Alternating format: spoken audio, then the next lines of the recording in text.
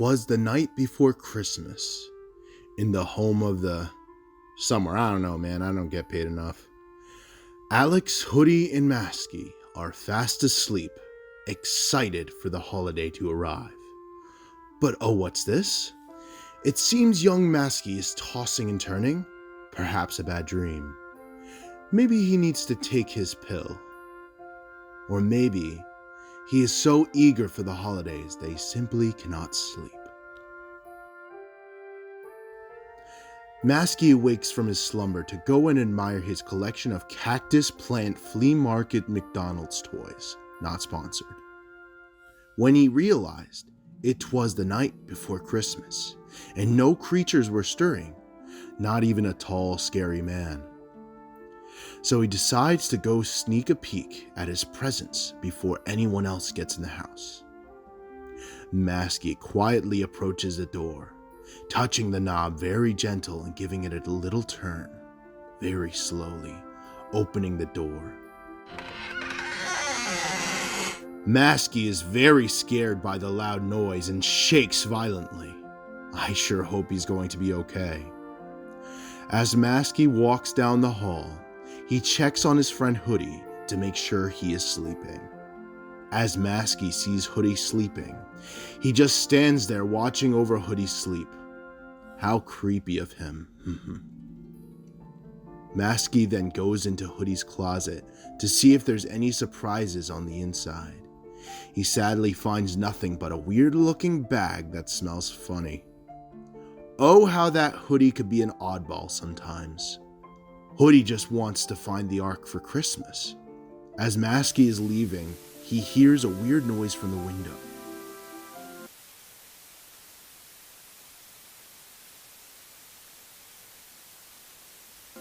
Masky walks away, thinking it was nothing at the window, and goes back on his merry little way to the tree. Masky makes another stop for his dear pal Alex Crayley. Masky opens the door and enters Alex's room, where Alex is fast asleep. Nothing is going to wake that boy up. He is sleeping. Masky again checks for any gifts from Alex. Alex wants Ninja Turtles for Christmas. He even sleeps with a Ninja Turtle figure every night. Aw, how cute. Masky slips out of the room. Finally at the stairs, he can see the big Christmas tree from the bottom. He makes his way down the stairs, but oh no! He slips and falls down, making as much noise as possible, waking everyone up in the house. Masky runs and hides under the couch. Alex and Hoodie walk down the stairs to see what's going on. They are very confused by all the ruckus and the broken stuff around the area, as they are worried that someone, maybe, broke into their home. They look around to see any sign of breaking in, while Masky, under the couch, is so scared and worried he might get caught. He was so close to accomplishing his goal.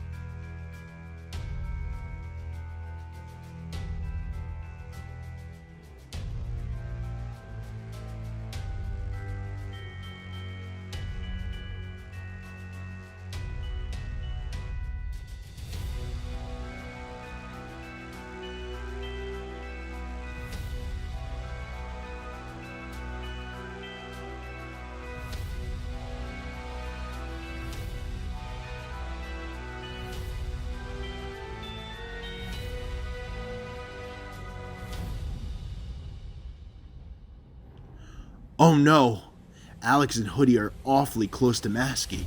Is this the end? What will Masky do? As Hoodie looks under the couch, he finds nothing. Luckily, Masky got away, but where? Where did he go? Alex and Hoodie found nothing wrong, so they go back to bed. Masky is relieved. He falls from the tree. But oh no, he bumped his head. But It's okay. He looks at all the wonderful presents under the tree. He sees so many presents for Hoodie and Alex, but none for him. This makes Masky very sad. He then starts to open their presents.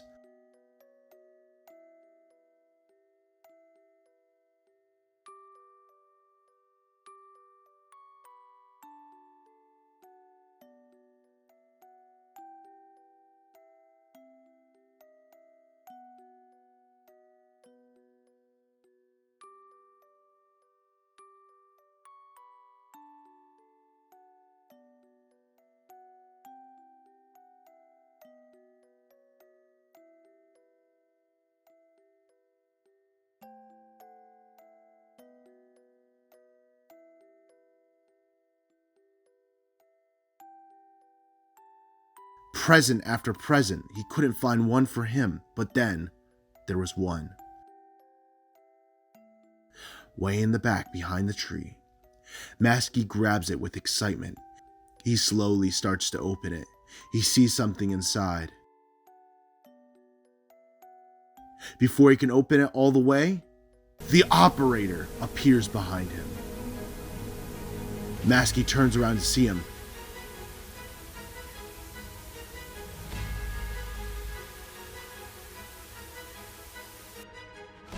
He then runs up the stairs in fear without even thinking.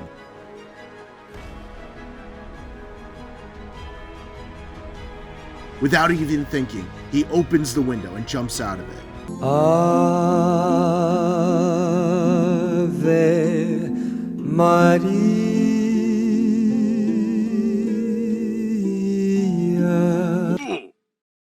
Masky then learned his lesson. Never open anyone else's presents or open your presents early, ever again. The end. Now that was a good Marble Hornets story. Almost as good as always watching.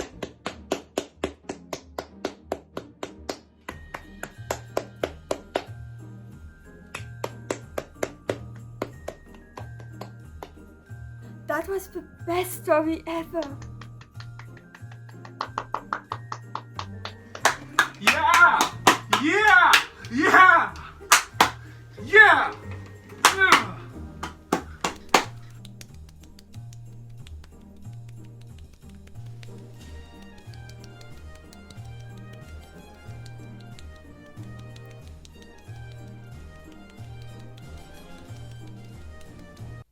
Why is everybody clapping? That story sucked! I mean, it doesn't even make sense with the original canon! Why is Alex sleeping in the same house as Masky and Hoodie? It's so stupid!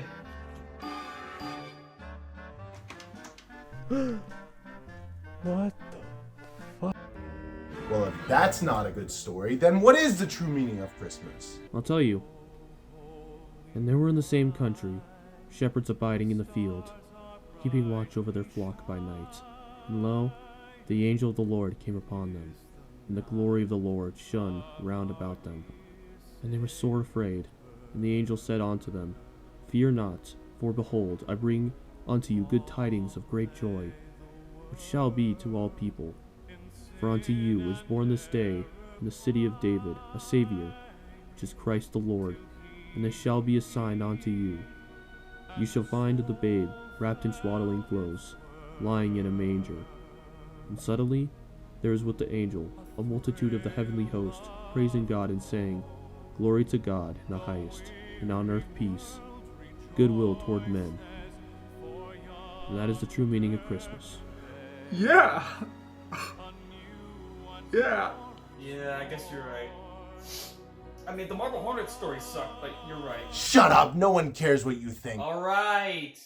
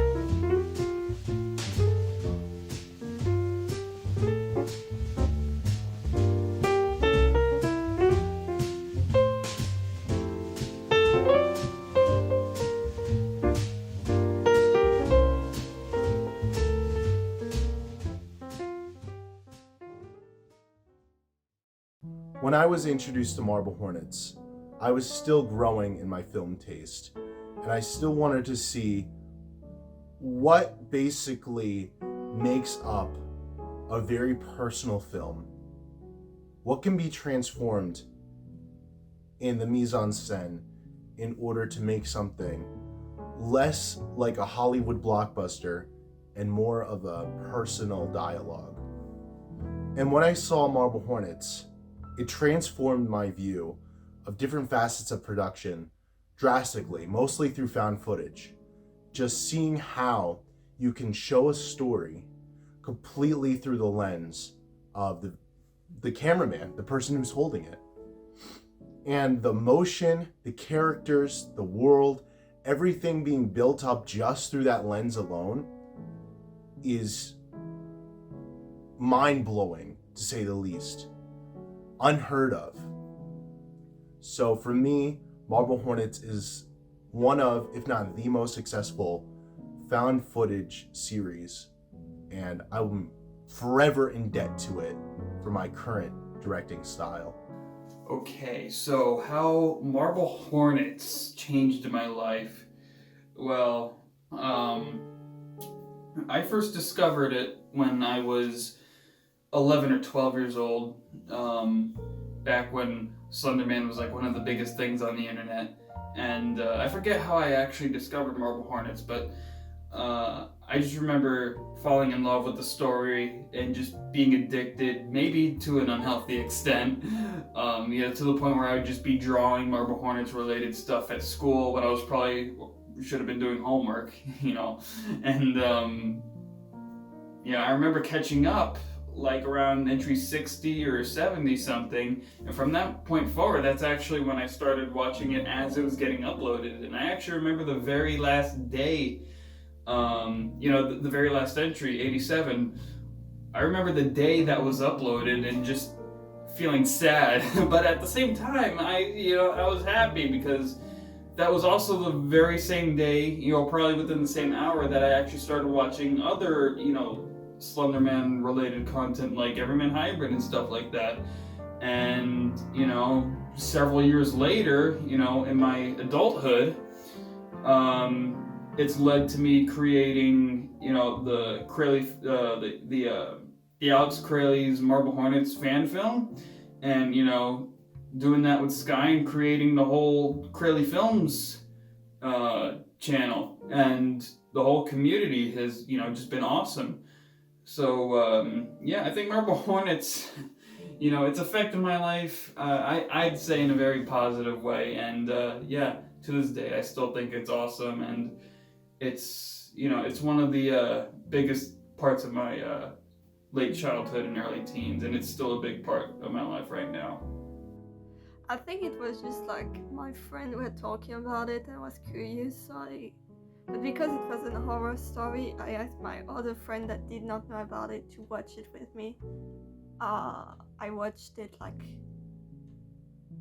5 to 6 times, but last time it was on the stream and I did not stay until late. Every time I watch it I cry, like I should know what's gonna happen now. Like I know the story and I still cry. This is not supposed to happen. When you know a story, you know what's gonna happen. You can prepare mentally for what's gonna happen, and I'm still not prepared enough. Why this shit story make me cry? I don't know. We'll never know. I'm not gonna speak about it to anyone outside of the circle. I feel if I just go around and talk about it to someone that isn't familiar with the story and say, yeah, it makes me cry every time, they'll be like, you're kind of weird, and I'll be like, yeah. What else can I say about it? I don't know, like, at first I wasn't really attached to the characters. I was like, yeah, they're just guys, then they stopped being just guys, even if they were still just guys. And everyone kind of died, so that was sad. write a story and everyone just fucking dies. That's sad. You have to be in a very dark place to write something like that. It did not change that much, except my whole socials, my own relationships. It did not change like a lot other than my entire aesthetic and contribution to the fandom. I mean, that's like pretty minor, you know. It's not like changing my life. It would have been great if it like told me, yeah, you're not mentally ill anymore. I think it actually made me more mentally ill. It's like contagious. It's like the flu, but it's mental illness. And Marble Hornets is just a snowy kid that cough without holding their hand in front of their face. It's the most annoying thing. Like, imagine you're just like you're like already sick, and then a kid comes to you and cough off your face.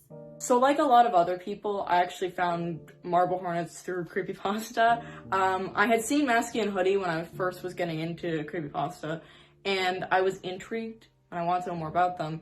And not knowing honestly they were from Marble Hornets. The first time I ever saw a picture of Tim Wright, I literally thought he was a Masky cosplayer, and I was like, wow, that's an amazing Masky cosplay. That person looks just like how I imagined Tim looking. Little did I know that is, Tim Sutton playing Tim Wright. It was a screenshot from the series. I ended up finding out about Marble Hornets, and I was very interested in finding out about it and actually watching it. So I ended up watching it, and here we are today. Marble Hornets is really a big part of my life. And honestly, it is like one of, if not my favorite piece of media. I love it a lot. It's been a huge source of inspiration for me. I've made lots of fan art, lots of headcanons, and have been cosplaying a lot of the characters for like years. So it's really, just something that's really touched my heart. It's like very, very special to me. And one thing I love about Marble Hornets is just like the mystery and interpretation that you can take as an individual for it, that a lot of things aren't confirmed, which really, you could think about the series for like years. It's awesome. Tim Wright and Brian Thomas are probably like some of my favorite characters of all time. And it's just become like a very important part of my life. I love Marble Hornets a lot. I found out about Marble Hornets from a channel you guys might have known, named Nightmine. He covered the series, and I watched his first episode and I was really intrigued by it, so I went back and watched the entire series of Marble Hornets, and I've loved every second of it. Hi, I am Kyle. If you're in the Grandpa Discord, you probably know me as Tony Pizzarelli, because that's my legal birth name. I've been watching Marble Hornets since I was way too young, back on the Something Awful days, but here I am now, and it's still something I find myself coming back to yearly. It's dang good. I found Marble Hornets through my friend Tyler010. I was, I think, the Slenderman servers, and he just joined the Mysterious Golden Blocks, and I became friends with him, and we were talking, and he's like, have you ever seen Marble Hornets? Like, I haven't. And so we sat down. It was right towards the beginning of like Thanksgiving break or Christmas break, and we just started watching it. And we stayed up all night, all night watching it, and it was just a lot of fun. It was a lot of fun. It changed my life in a lot of ways. It's always gonna be some experience. I remember getting like all my friends together, DJ, Skivvy, Tyler, just anyone that wanted to join to watch it, and it's just some memories will always hold forever. It was a lot of fun. It was really eye-opening, and I'm just glad I watched one of the first series that slept Slenderman as a character and just expanded it into what it is today. That's very special. So the way I found out about Marble Hornets is that I was always interested in like scary stuff, Somewhere around like 2013, I found out about like creepypasta, Slenderman, and I was like really interested in those stuff. This is really surprising, but I found out about Marble Hornets because of the Slenderverse tributes. Like those Slenderverse tributes that everyone saw back in 2013, 14 and stuff, So yeah, But I found out about Masked Hoodie from creepypastas. But that's like, yeah.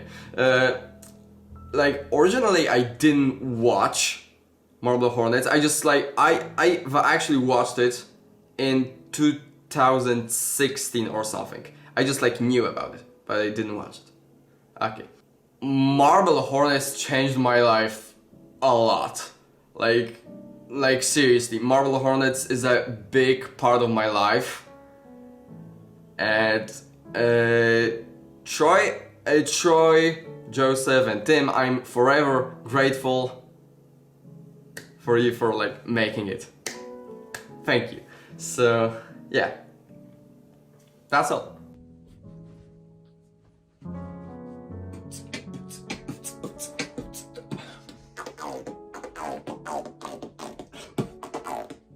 Oh yeah, forgot about this part. So how did I discover Marble Hornets? That is, wow. Okay, that was a very long time ago. It was. I remember back when I was really young.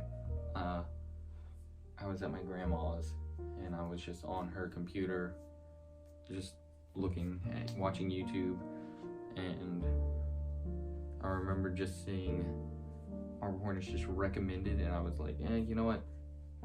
I've probably seen weirder things, so I just clicked it, and here I am today, and it is.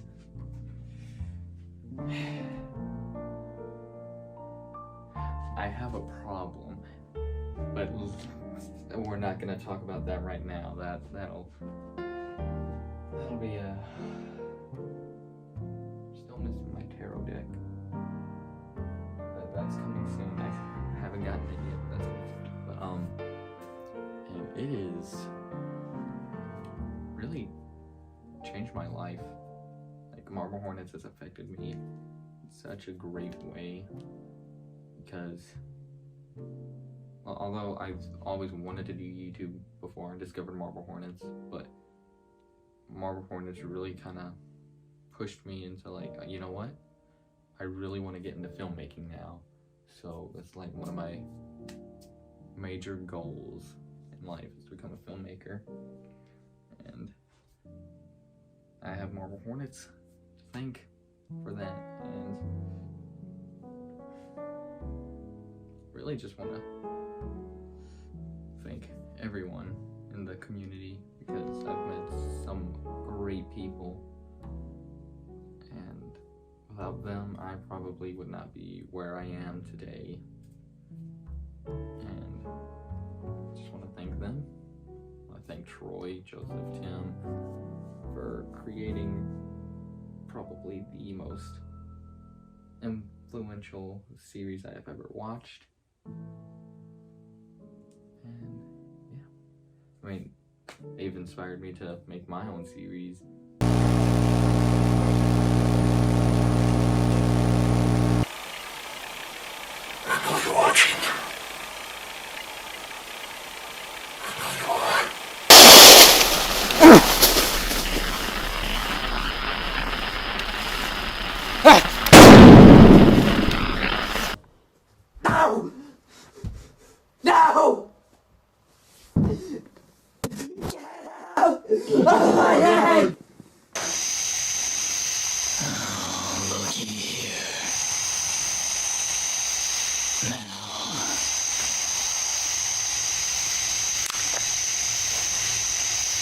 And yeah, that's really all I have. I just want to thank them. Thank you for watching, and yeah, just subscribe if you want to see more content like this. I kind of want to do more like this. It'd be fun. And go watch my series too, and I'll have it linked in the description. And I want to thank everybody else who was involved in this. Like, I thank Dom for helping writing. I want to thank Marceline for helping edit. And I want to thank everybody who sent in clips, like Skye, Mike, just everybody. I want to thank every one of them, and all their stuff will be linked in the description below. And yeah, I guess I will see you guys later. Merry Christmas. Happy holidays. I don't know what I'm doing with my hands.